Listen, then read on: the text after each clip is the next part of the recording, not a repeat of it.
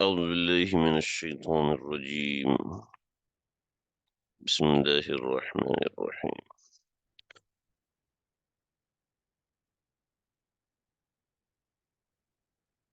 قال يا موسى إني اصطفيتك على الناس برسالتي وبكلامي فخذ ما آتيتك وكن من الشاكرين. اور آج کے سبق کا آغاز سورۃ الاعراف کی آیت نمبر 144 سے ہو رہا ہے۔ آپ جانتے ہیں پیچھے ہماری بات چل رہی ہے حضرت موسیٰ علیہ السلام کے اللہ رب العزت سے کلام کے متعلق۔ اس کے اندر میں نے آپ حضرات سے جو بات ذکر کی تھی، اس کے اندر اہل سنت والجماعت کا جو نظریہ اور جو بات ہے وہ میں نے آپ حضرات کے سامنے یہ رکھی تھی کہ آپ صلی اللہ علیہ وسلم نے اللہ تعالیٰ کو نہیں دیکھا یا دیکھا ہے۔ اس کے حوالے سے زیارت باری تعالیٰ آپ علیہ السلام کو حاصل ہے یا نہیں۔ تو میں نے ذکر کیا تھا کہ جمہور علماء اس طرف ہیں، حالانکہ میری یہ بات غلط ہے۔ جمہور علماء کی رائے اس کے برعکس ہے، اور وہ رائے یہ ہے کہ اللہ رب العزت کو دیکھا ہے۔ میں نے ذکر کیا تھا کہ مولانا طارق جمیل صاحب اور بریلوی حضرات یہ بیان کرتے ہیں کہ دیکھا ہے، یہ جمہور کے خلاف ہے، تو میری یہ بات درست نہیں ہے۔ اس کو تصحیح فرما لیجئے۔ گروپ کے اندر میں نے میسج جو بھیجا ہے اس میسج میں ساری تفصیل ہے۔ جمہور اہل سنت والجماعت کا مسلک یہی ہے۔ جب میں جمہور اہل سنت والجماعت بولتا ہوں تو اس کا مطلب ہے حنفی، شافعی، مالکی، حنبلی، ان چاروں مسلک کے حضرات کا یہی مسلک۔ اب حنفی میں آگے بن گئے بریلوی، دیوبندی، ٹھیک ہے، یا کوئی اور بن گئے۔ ایک منٹ،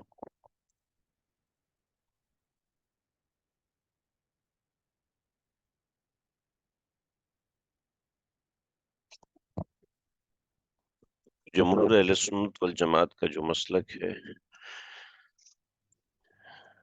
وہ بہت میں نے بالکل واضح کر دیا ہے۔ جو حضرات کہتے ہیں کہ زیارت باری تعالیٰ نہیں ہوئی ہے، ان حضرات کا اپنا جو قول ہے وہ حضرت عائشہ صدیقہ رضی اللہ تعالیٰ عنہ کی روایت سے، لیکن حضرت عائشہ صدیقہ رضی اللہ تعالیٰ عنہ نے کبھی بھی یہ بات نبی علیہ السلام سے ثابت نہیں فرمائی۔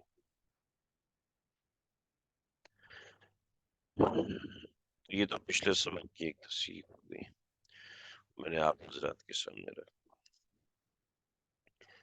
یہاں پر سمجھیں، قال، اب وہ کلام چل رہا ہے کوہ طور کے مقام پر، اور کوہ طور کے مقام پر اوپر بات کر گئی، ہم اس کو دوبارہ دہرانا نہیں چاہتے۔ آیت نمبر 143 کے اندر ساری تفصیل ہے۔ قال یا موسیٰ، کہا کہ اے موسیٰ، دیکھیے اتنا معنی اور ترجمہ آپ حضرات کو آنا چاہیے کہ اب چھوٹے چھوٹے جو الفاظ ہیں ان الفاظ کا معنی مطلب آپ کو پتا۔ قالا، کہا، یعنی قالا کا لفظی ترجمہ تو کہا ہے، لیکن ہم ترجمہ فرمایا کا کریں، ٹھیک ہے، کیونکہ اردو زبان میں ادب غالب ہے، تو جہاں ادب کے کلمات ہیں ان کو استعمال کریں گے۔ انی، میں، اصطفیتک،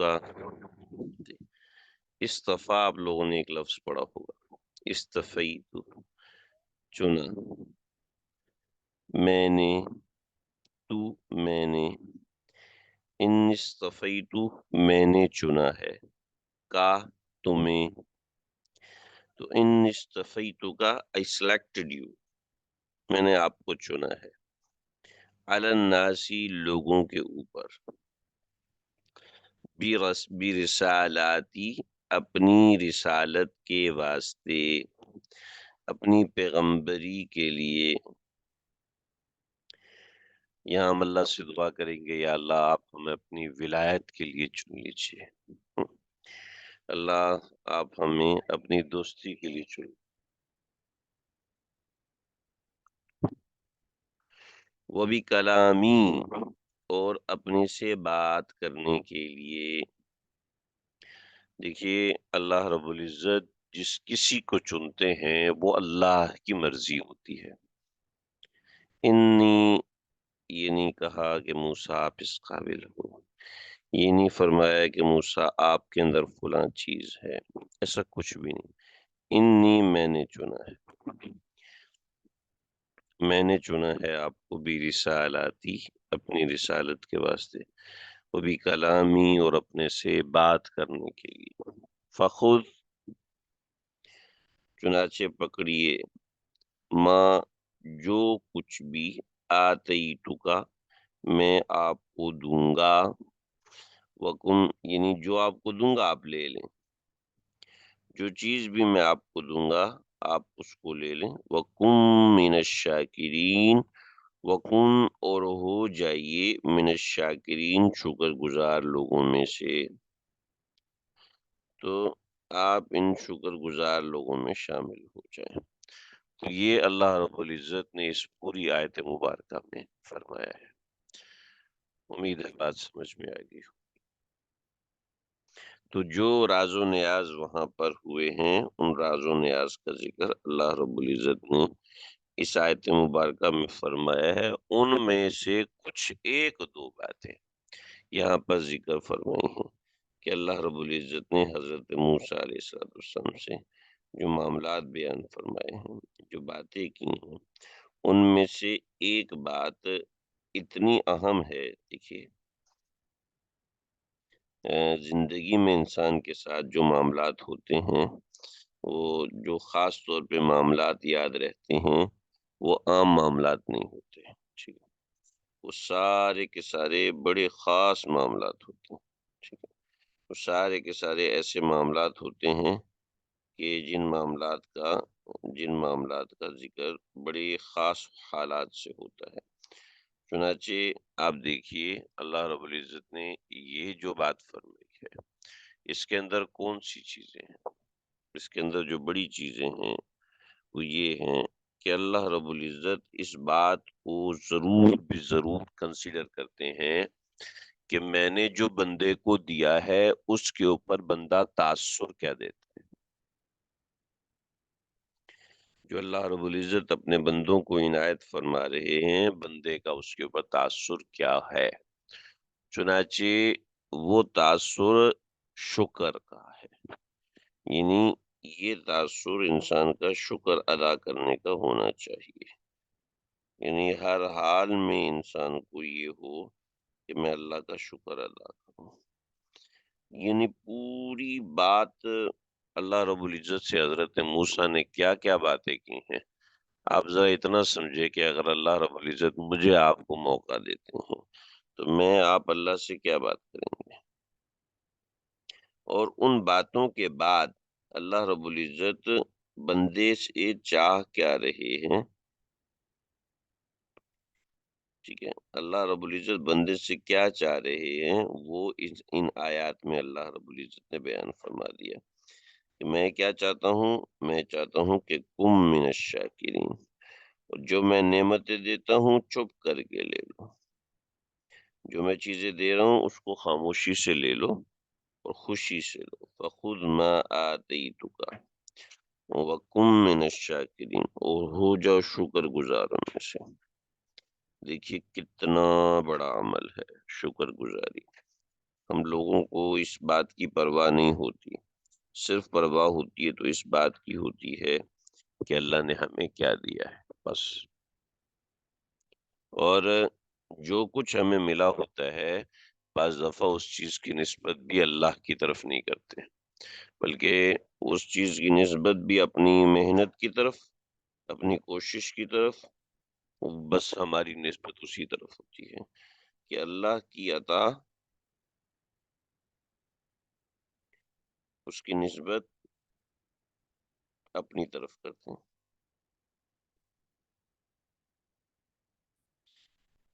میں نے محنت کی ہے جب یہ چیز مجھے ملی ہے، میں نے کوشش کی ہے جب یہ چیز مجھے ملی ہے، میں نے فلاں جگہ ڈونیشن دیا ہے تب مجھے عزت ملی ہے، میں نے یہ کام کیا ہے تب مجھے عزت ملی ہے، اپنی طرف نسبت کی نفی۔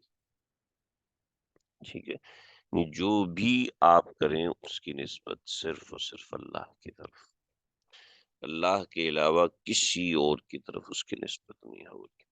ٹھیک ہے، اور دوسرا شکر، مطلب یہ ہوا، مطلب اس بات کا یہ ہوا کہ جو بھی نعمت ملتی ہے انسان کے تاثر دو ہونے چاہیے، ایک نسبت اللہ کی طرف ہو،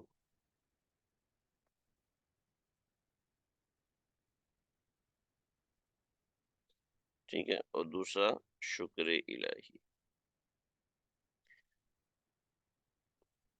اللہ تعالیٰ کے ہم سے، تمام انسانوں سے ہر نعمت کے بعد دو مطالبات ہیں، اور وہ یہ ہے، ٹھیک ہے، دیکھیں بھئی، ابھی سے عادت بنائیں، اس وقت سے عادت بنائیں اللہ کا شکر ادا کرنے کی۔ اللہ جی آپ نے، ہم قرآن پڑھ رہے ہیں، اللہ جی آپ نے پڑھنے کی توفیق عطا فرمائی، اس میں میرا کوئی کمال نہیں، میری کوئی محنت نہیں، جو بھی توفیق عطا فرمائی ہے وہ آپ نے فرمائی ہے، میرا اس میں کوئی اختیار نہیں۔ ایک بات، دوسری بات کہ اللہ رب العزت آپ کا شکر ہے کہ آپ نے مجھے یہ توفیق دی، ٹھیک ہے، کروڑوں انسان دنیا میں بس رہے ہیں، ان میں چند ہزار کو اللہ نے توفیق دی ہے، ان چند ہزار میں اللہ نے میرا انتخاب فرمایا ہے، مجھے سیکھنے کی توفیق عطا فرمائی ہے، اور نمبر دو، اللہ آپ کی اس توفیق کے اوپر آپ کا شکر ادا کرتے ہیں۔ سمجھنا سمجھانا تو ایک بات کی، اچھا جی، جو اللہ نے حضرت موسیٰ کو دیا تھا وہ کیا تھا؟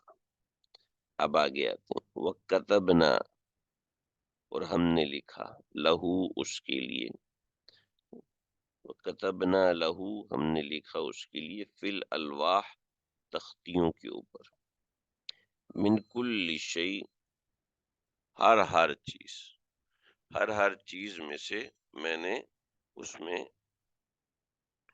لکھا ہے، وَكَتَبْنَا لَهُ فِي الْأَلْوَاحِ، اور میں نے لکھا ہے تختیوں میں سے، جی، ہر تختی میں سے، ہر تختی میں، وَكَتَبْنَا لَهُ، اور ہم نے لکھا مطلب ہم نے لکھوایا، ٹھیک ہے، یعنی بڑے بعض دفعہ ایک چیز کی نسبت اپنی طرف کرتے ہیں، ٹھیک ہے، لیکن اصل تو اور معنی ہوتا ہے، لیکن یہاں لفظی ترجمہ یہ ہے، وَكَتَبْنَا لَهُ ہم نے لکھا ان کے لیے، فی الالواح تختیوں کے اندر، من کل شیء ہر چیز میں سے، کیا ہر چیز میں سے کیا، اس کی وضاحت آ گیا، دیکھیں، من کل شیء کے دو دو وضاحتیں، موعظہ اور تفصیل، ٹھیک ہے، وَكَتَبْنَا ہم نے لکھا، لہو حضرت موسیٰ علیہ السلام کے لیے، فی الالواح ان تختیوں کے اوپر، تورات کی تختیوں،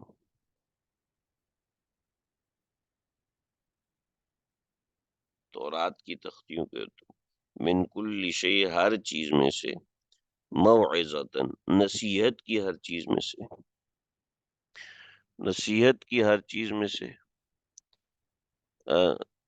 ہر قسم کی نصیحت میں سے، وہ تفصیلاً، اور تفصیلاً لکل شیء ہر چیز کی تفصیل کی، یہ ہم نے حضرت موسیٰ علیہ السلام کے لیے یہ چیز لکھی. تو حضرت موسیٰ علیہ السلام کے لیے اللہ رب العزت نے جو چیزیں لکھی اس کی وضاحت یہاں پر فرما دی. اب یہ دیکھیے ذرا، میں نے اس کی تفصیل لکھی ہے یہاں پر، اور یہ تفصیل جو ہے وہ میری اپنی ذاتی نہیں ہے بلکہ تفصیل ماجدی میں سے میں نے لکھا ہے. من کل شیء کا مطلب ہے، من کل شیء کا معنی ہے کہ جو ہے نصیحت کی ہر چیز لکھی ہے.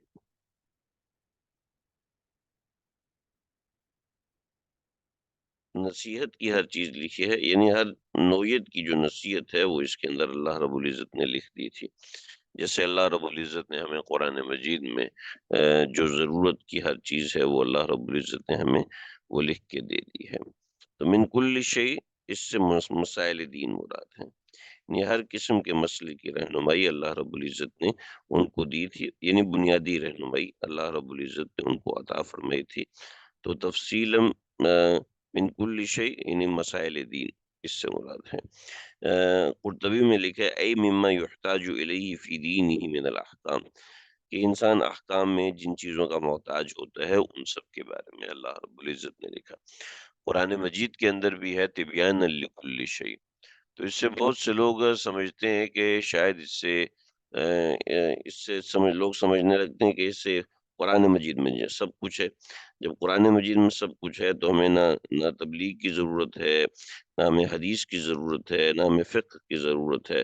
بس ہمیں اب کوئی چیز ضرورت نہیں ہے، بلکہ من کل شیء سے مراد مسائل دین ہے. تو یہاں سمجھے وتفصیل لکل شیء، ہر چیز کی تفصیل یعنی ہر مسائل دین کی تفصیل. اس لیے کہ جس موضوع پر کتاب ہوگی اس موضوع کے حوالے سے بات ہوگی نا. ایسا تو نہیں سائنس کی کتاب ہے تو اس میں جغرافیے کی ساری باتیں بھی ہوں گی، جغرافیے کی کتاب ہے اس میں قرآن کی ساری باتیں ہوں گی، نہیں، ضروری نہیں ہے. لا الہ الا اللہ وکتبنا لہ فی الالواح. اچھا جی، میں تھوڑی سی الواح کی وضاحت کر دوں، اللہ کرے آپ کو میری بات سمجھ میں آ رہی ہو. حضرت موسیٰ علیہ السلام کو اللہ رب العزت نے جو الواح عطا فرمائی تھیں، وہ الواح اگر نا آپ تھوڑا سا اس کو گوگل کرتے ہیں تو آپ کو اس میں بہت سی چیزیں ملیں گی. اس طریقے سے کچھ تختیاں ملی ہیں تاریخ دانوں کو اور جغرافیہ نویسوں کو، اور ان تختیوں میں کچھ عبرانی زبان میں کچھ اس طریقے سے کی چیزیں انہوں نے لکھی ہوئی ملی ہیں. تو اس بارے میں ہوتا ہے کہ یہ حضرت موسیٰ علیہ السلام کی تورات کی تختیاں ہیں. تو بات یہ ہے کہ جو تابوت سکینہ تھا جس کی تلاش میں مسیحی معذرت جو یہودی حضرات ہیں انہوں نے زمین آسمان ایک کیا ہوا ہے کہ ہمیں تابوت سکینہ مل جائے. تو تابوت سکینہ کے اندر تورات کا نسخہ موجود ہے. اس کی تصوراتی شکل یہ ہے کہ لوہے کی پتھر کی تختی ہو، پتھر کی تختی ہو اور اس کے اوپر کندہ کیا ہوا اللہ رب العزت کی طرف سے ملے گا. جیسے اس کے اوپر میں نے لکھ دیا اس کے اوپر کندہ کیا ہوا، کندہ مطلب کھود کے لکھا ہوا، یہ یعنی امبوزڈ جسے کہتے ہیں، جسے ہم گھر کی نیم پلیٹ بناتے ہیں، یہ جو تو امبوزڈ جو ہوتی ہے تو وہ تورات کے اندر یہ امبوزڈ لکھا ہوا تھا. تو یہ ایک تصوراتی شکل ہے، اس کی حقیقت سے کوئی بندہ بھی باخبر نہیں ہے کہ وہ تختی تھی تو تھی کیسے. لکڑی کی تختی تھی، پتھر کی تختی تھی، لیکن ایسا تھا کہ وہ تختی حضرت موسیٰ کے ہاتھ سے گری تھی اور گرنے کا معاملہ بھی ہے. تو وَكَتَبْنَا لَهُ فِي الْأَلْوَاحِ، ہم نے تختیوں میں لکھ دیا ہر قسم کی نصیحت اور احکام کی تفصیل. چنانچہ ذہن میں رکھیں کہ قرآن کا بنیادی موضوع بھی یہ ہے، نصیحت کرنا اور احکام کی تفصیل بتانا. فَخُذْهَا، اب ہم نے کہا کہ فَخُذْهَا، پکڑیے اس کو، بقوت، قوت کے ساتھ، یعنی مضبوطی سے پکڑیں بس نہیں. بقوت کا مطلب ہے جب انسان کسی چیز کو قوت کے ساتھ لیتا ہے مطلب یہ ہے کہ اس کو ایڈاپٹ کر رہے ہیں، تو اس کو ایڈاپٹ کرو بھی، ایسا نہیں ہے کہ آپ نے بس لے لیا اور بس اس کو پکڑ لیا۔ قرآن کو مضبوط ہے، فَخُذْهَا بِقُوَّةٍ، اس کو ایڈاپٹ کیجئے، وَأْمُرْ قَوْمَكَ، اور اپنی قوم کو کہیے، يَأْخُذُوا بِأَحْسَنِهَا، اس کو اچھے سے ایڈاپٹ کریں، اس کو اچھے سے لیں، اس کو اچھے سے کیا ہے، خُذْهَا یا خود، ٹھیک ہے، اور فخذ اپلائی کرنا، جو بھی اللہ کا حکم ہے اس کو اپلائی کرنا۔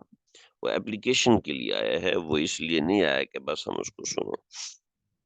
اور جہاں تک فرعون کی قوم کی بات ہے، یا پھر آگے کی قوم کی بات ہے، اس کو ذرا سمجھیے۔ میں تو بہت آہستہ چل رہا ہوں کیونکہ میں جو ساتھ ساتھ یہ سمجھانے کے لیے ٹیب استعمال کر رہا ہوں، تو مجھے اس میں تھوڑی سی آسانی نہیں ہے ابھی، تو اس وجہ سے میں بہت آہستہ آہستہ چل رہا ہوں۔ اگر آپ حضرات بور ہو رہے ہوں تو اس کے لیے کیا معذرت ہے۔ دیکھیے کیا مسئلہ ہے، یہ ہم پیچھے نقشے پہ جائیں جو ہم نے نقشہ بنایا تھا۔ حضرت موسیٰ علیہ السلام، سیدنا موسیٰ علیہ السلام نے جو کراس کیا تھا، ہم ایک مثال سمجھ لیں کہ حضرت موسیٰ علیہ السلام نے اپنی قوم کے ساتھ جو دریا کو کراس کیا تھا، وہ یہاں سے کراس کیا تھا۔ میں سمجھانے کے لیے بتا رہا ہوں، یہاں سے کراس کیا، ٹھیک ہے۔ یہاں سے کراس کرنے کے بعد حضرت موسیٰ علیہ السلام کو اس طرف جانا تھا، یہ ایک نشان بنا،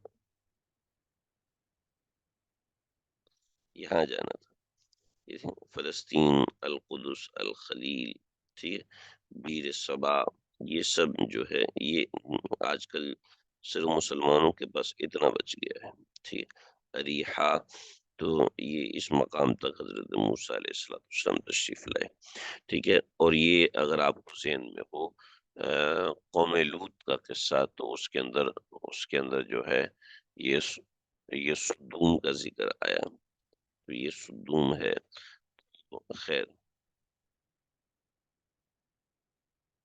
تو اب یہاں پر ذرا سمجھیے، سأریکم دار الفاسقین، سأریکم دار الفاسقین کے اندر جو ذکر ہے، یہ ایک دار یہ ہے،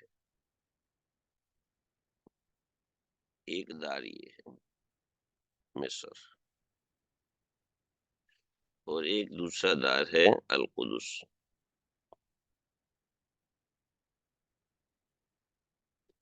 ٹھیک ہے، جو کہ اریحہ ہے، ٹھیک ہے۔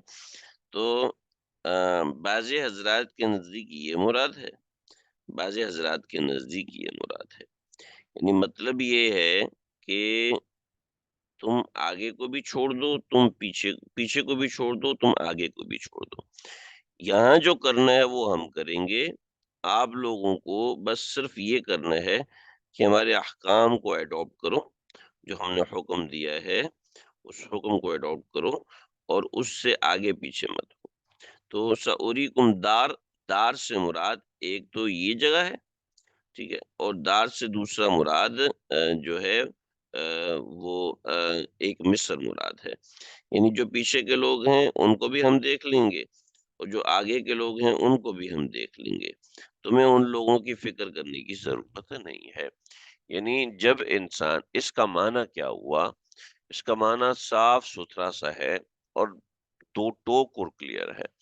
جب انسان اللہ کے احکام کو اڈاپٹ کرتا ہے تو اللہ رب العزت نے یہاں پر ایک شورٹی اور گارنٹی دے دی ہے، سأریکم دار الفاسقین، جو دوسرے لوگ ہیں نا اس کو ہم جانے، ہمارا کام جانے، ہماری دیگر چیزیں ہیں وہ آپ ہمارے اوپر چھوڑو، ہم نے اس کو کرنا ہے، سأریکم، سا ان قریب، اری، میں دیکھ لوں گا، کم تمہاری طرف سے، دار الفاسقین، فاسقین کے گھر کو، مطلب اس سے یا تو فرعونی مراد ہے جو کہ قبطی تھے، یا اس سے آگے کی قوم عمالقہ مراد ہے، ٹھیک ہے، جو کہ بیت المقدس میں آباد تھی، اور پھر اللہ ان کے لیے کافی بھی ہوئے، اور یہ سأصرف، اور یہ جو تمہیں پریشانی ہو رہی ہے تو دیکھو، سأصرف میں پھیر دوں گا، ان آیاتی الذین میری ان آیتوں سے. دیکھو اصل ہے اڈاپٹ کرنا، ٹھیک ہے، اپلائی کرنا، ٹھیک ہے. جو شخص اپلائی کرے گا وہ تو کامیاب ہوگا، لیکن جو اپلائی نہیں کرے گا نا، اس کے بارے میں اللہ رب العزت نے بتایا کہ اپلائی نہ کرنے کی جو بنیادی وجہ ہے، وہ وجہ ہے کہ انسان ناحق تکبر کرتا ہے. کیا ہے؟ اس کو یہ مسئلہ ہوتا ہے کہ میں کسی کی بات مانوں تو کیوں مانوں، میں کسی کے احکامات پہ چلوں تو کیوں چلوں، میری مرضی یہ نہیں ہے، مجھے اس میں مزہ نہیں آتا، مجھے اس میں تسلی نہیں ہوتی، مجھے اس میں یہ نہیں ہوتا، مجھے اس میں وہ نہیں ہوتا. ساصرف ہوں، اللہ فرماتے ہیں ساصرف ہوں، ان قریب میں پھیر دوں گا، ان آیاتی میری آیات سے، الذین یتکبرون فی الارض ان لوگوں کو جنہوں نے تکبر کیا زمین کے اندر، بغیر حق، حالانکہ ان کا تکبر کرنے کا کوئی حق ہی نہیں تھا. تو اللہ رب العزت جن لوگوں نے تکبر کیا، اللہ ان کو اپنے احکامات سے پھیر دیں گے. چنانچہ یاد رکھیے گا کہ جو اللہ کے احکامات سے پھر رہا ہے، سمجھے کہ اس کے مزاج میں کسی درجے میں تکبر ہے. چلے تھوڑا سا خشک ہو رہا ہے، میں آپ کو تھوڑا سا پانی لگا دوں. بھی پرسوں کی بات ہے، پرسوں نہیں، ترسوں کی بات ہے. 3 سے 4 دن گزر گئے، ایک خاتون کا میرے پاس فون آیا، بچی کا رشتہ کیا. بچی کے رشتے کے حوالے سے انہوں نے ماشاء اللہ ساری باتیں پوچھی، ایک ایک بات ان کو بتاتا گیا. جی 18 سال میں بچی کی ہم نے رشتہ طے کر لیا، سارے رشتے دار اعتراض کر رہے ہیں. میں نے ان کو سمجھایا کہ بیٹا ایسا نہیں ہے، آپ کی بیٹی ہے اور ایسا ہے. تو بعد میں رشتے نہیں ملتے، تو انہوں نے ماشاء اللہ رشتہ مناسب تھا، کافی لمبی بات ہے، کر دیا انہوں نے رشتہ. تو مجھے فون آیا کہ جناب جو ہمیں تو لڑکا پسند ہی نہیں آ رہا، ہم نے تو منگنی کر بھی دی ہے، یہ ہو رہا ہے وہ ہو رہا ہے. میں نے کہا بھی مین ریزن کیا ہے؟ کہ لڑکا لڑکی سے بات ہی نہیں کرتا، لڑکا ہماری بیٹی سے بات ہی نہیں کرتا. میں نے کہا بھائی لڑکا آپ کی بیٹی سے کیوں بات کرے، نکاح تو ہوا نہیں ہے. نکاح نہیں ہوا اور آپ کہہ رہی ہیں کہ لڑکا لڑکی سے بات نہیں کرتا. کہتے ہیں ایکچولی ہم جو ہے نا اوپن مائنڈیڈ ہیں، اور وہ لوگ ہمیں نظر آ رہا ہے کہ وہ لوگ تھوڑے کنزرویٹو مائنڈ ہے، لہٰذا ہماری بن نہیں رہی. میں نے کہا میں نے تو آپ کو منع کیا تھا کہ لڑکا لڑکی آپس میں بات کریں، یہ جائز ہی نہیں. تو کہنے لگی لیکن یہ لڑکا لڑکی کا آپس میں تھوڑا اٹریکشن بھی تو ضروری ہے تاکہ ایک دوسرے کو پہچانے. میں نے کہا یہ بات کہاں سے آ گئی؟ کہتے ہیں ہم اوپن مائنڈ لوگ ہیں، ہم ایسا نہیں کرتے. میں نے کہا اوپن مائنڈ کی آپ تھوڑی سی وضاحت کریں، اوپن مائنڈ کا مطلب کیا ہے؟ کہتا مطلب یہ ہے کہ ہم تھوڑا پابندیوں میں نہیں آتے. تو میں نے کہا چلے ٹھیک ہے، آپ پابندیوں میں نہیں آتے نا، اس کی کوئی حد ہے؟ کہا نہیں بس جو ایک کامن بات ہوتی ہے. میں نے کہا چلے ٹھیک ہے، یہ بھی تو ایک پابندی ہے کہ لڑکا لڑکی آپس میں نہ ملے. آپ ان دونوں کو ابھی بھیج دینا، موسم بڑا زبردست ہے، مری بھیج دیجئے، دونوں جا کے گھوم کر آئیں اور انڈرسٹینڈنگ ساتھ ہی لے کر آئیں. انڈرسٹینڈنگ کا مقصود ہے نا، تو ظاہر بات ہے ان کو بھیج دیں 1 سال کے لیے، وہ انڈرسٹینڈنگ بھی ساتھ لے کر آئیں گے بچہ یا بچی کی شکل میں. کہتے نہیں اتنے بھی تو نہیں. میں نے کہا یہ آپ تو اوپن مائنڈ ہے نا، تو اوپن مائنڈ کی تو کوئی حد ہی نہیں ہے. نہیں ایسا نہیں. میں نے کہا دنیا میں تو یہی ہو رہا ہے، لوگ لیو ان ریلیشن میں رہتے ہیں تاکہ آپس میں انڈرسٹینڈنگ ہو جائے، انڈرسٹینڈنگ ہونے کے بعد یہ کیا مطلب ہوا کنزرویٹو اور اوپن مائنڈ؟ یہ کس نے آپ کو بتا دی؟ کیا ہے؟ ہم کسی کے پابند نہیں ہوتے اور خود پابندیاں لگا کے بیٹھے کہ اپنے آپ کو یہ سمجھتے ہیں جی ہم تو بڑے ایسے ہیں، ہم تو بڑے ویسے ہیں. حالانکہ اصل ہے دین کی اپلیکیشن سے انحراف کرنا، اور وہ کر رہے ہیں اور اپنے دماغ کے مطابق آپ کسی کو کبھی بھی مطمئن نہیں کر سکتے. جو چیز آپ نے اپنے دماغ سے بنائی ہے وہ کبھی بھی آپ کو. تو میں نے کہا آپ لوگوں کی انڈرسٹینڈنگ ہوگی، ایک اچھا رشتہ بہترین رشتہ ہے، اور کیا انڈرسٹینڈنگ ہوئی؟ ہم نے رشتہ ختم کرنا ہے، ہم نے یہاں سے طلاق لینی ہے، اور سوری ہم نے یہاں پہ آگے نکاح نہیں کرنا. میں نے کہا ہوگی نا انڈرسٹینڈنگ. شیطان کب چاہے گا کہ مناسب رشتہ ہو؟ آپ کو ہر خوبی، ہر بہتر چیز، یہ ایک طرف وہ یہ کہتے ہیں، میں نے کہا جب ظاہر بات ہے فون پہ لڑکا لڑکی آپس میں باتیں کریں گے تو غلط فہمی ہوگی نا۔ ایک شریف انسان ہے، اس کو ایک لڑکی کو کیسے منانا ہے اس کو تو پتہ ہی نہیں ہے نا۔ اور اگر وہ بدماش قسم کا لڑکا ہوتا تو اس کو پتہ ہوتا کہ لڑکیوں سے کیسے ڈیل کرتے ہیں، تو وہ کرتا، بالکل آپ کی بیٹی کو بھی گھماتا، پھر آپ کی بیٹی کے ساتھ 3 4 اور بیٹیوں کو بھی گھماتا، پھر سمجھ میں آ جاتی ہے آپ کو، پھر آپ ہی کہتی ہیں کہ کوئی تعویذ دو، کوئی وظیفہ دو کہ ہمارا داماد جو ہے وہ غلط حرکتیں کرتا ہے۔ آج آپ خود غلط حرکتیں جب آپ کی بیٹی کے ساتھ ہوتی ہیں تو آپ خوش ہیں، ہاں میری بیٹی کے ساتھ ہو رہی ہے، جب وہ کسی اور بیٹی کے ساتھ کرے گا، آپ کی بیٹی کا حق جائے گا تو پھر آپ روئیں گی۔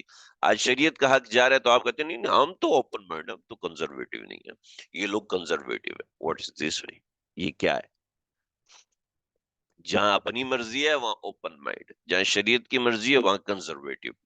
یہ جو چیز ہے، یہ ڈبل سٹینڈرڈ جو ہے ہمارے دماغ کے ذریعے سے بنتے، تو سأصرف عن آیاتی، سأصرف عن آیاتی، میں پھیر دوں گا اپنی نشانیوں سے، میں ہٹا دوں گا اپنی نشانیوں سے۔ الذین یتکبرون فی الارض، جنہوں نے زمین میں تکبر کیا، بغیر الحق، اور انسان کا تو حق ہی نہیں ہے زمین میں تکبر کرے، انسان کا کوئی حق نہیں وہ زمین میں تکبر کرے اور اس طرح کی کوئی حرکت کرے۔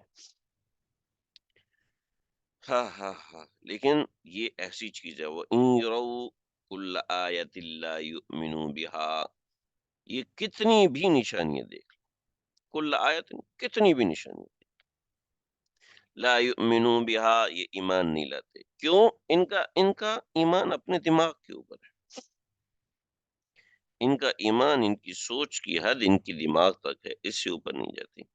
وَإِن يَرَوْا سَبِيلَ الرُّشْدِ، اور اگر وہ دیکھیں سبیل الرشد، ہدایت کا راستہ، لا يَتَّخِذُوهُ سَبِيلًا، تو وہ اس کو راستہ نہیں بناتے، نہیں اوپن مائنڈ لوگ ہیں یہ تو۔ جب آپ کسی اچھائی کو عیب سمجھنے لگتے ہیں تو آپ پھر کبھی بھی اس کو نہیں اپناتے۔ جب آپ دین کو آر سمجھنے لگتے ہیں تو کبھی بھی آپ اس کے پیچھے نہیں چلتے۔ جب آپ دین کو ایک مشکل مضمون سمجھنے لگتے ہیں تو آپ کبھی بھی اس کو فالو نہیں کرتے ہیں، ٹھیک ہے؟ جب بھی دیکھیں، جب بھی کسی مجلس میں بیٹھیں، دینی مجلس کے اندر، شیخ کی مجلس کے اندر، تو پاور آف ایڈاپشن آپ میں ہونی چاہیے۔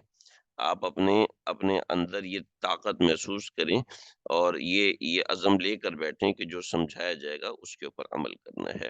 ہاں یہ ہے کہ سمجھانے والا خود متبع شریعت ہو، ایسا نہ ہو کہ خود متبع شریعت ہے ہی نہیں، اور جناب تو اس کی ہم بات نہیں کر رہے۔ تو دیکھیے جی، وہیں یرو سبیل الغی، اور جب وہ غلط کجی والا راستہ دیکھتے ہیں، یتخذوہ سبیلا، یتخذوہ سبیلا، تو اس کو راستہ بنا لیتے ہیں۔ وہیں یرو سبیل الغی، کجی والا راستہ، گمراہی والا راستہ، ذالک بانہم کذبوا بآیاتنا، اور یہ اس کی بنیادی وجہ ہماری آیات کو جھٹلانا ہے، ہمارے احکامات کو جھٹلانا ہے۔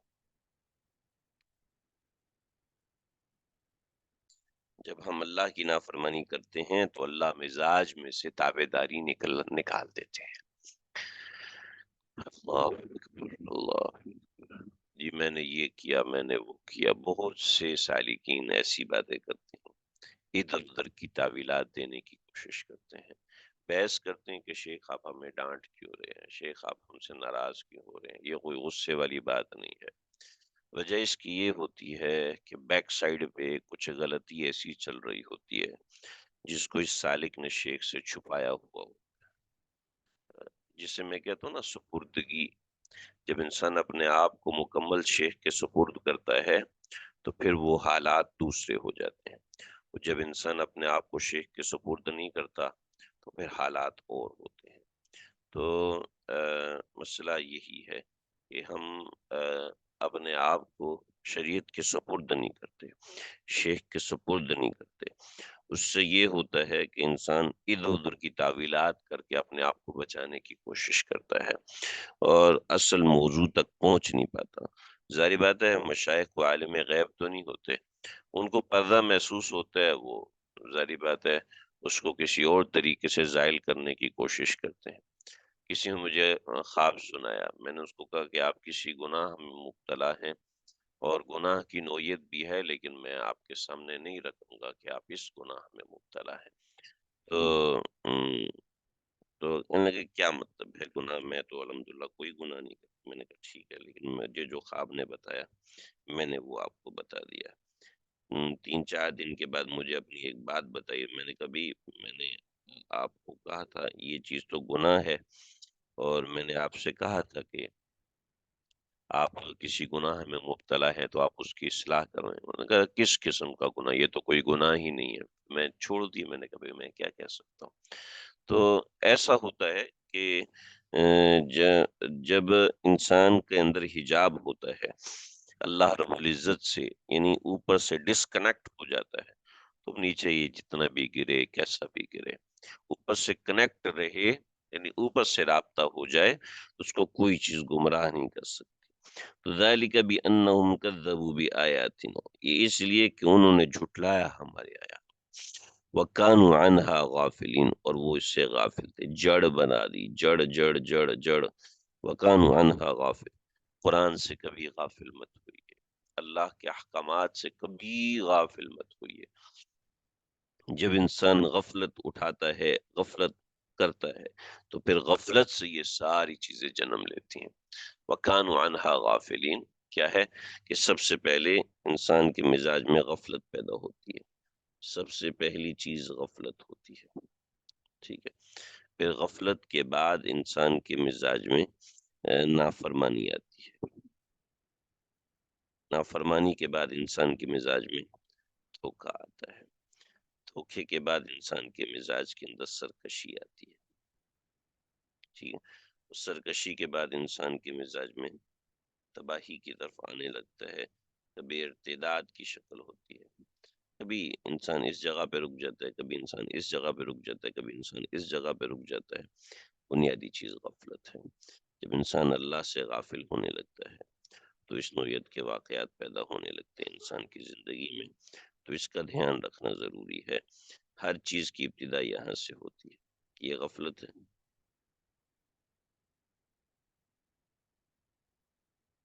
ٹھیک ہے، تو اس کی ابتدا یہاں سے ہوتی ہے، تو اور انتہا ارتداد تک انسان کو لے کے چلی جاتی ہے۔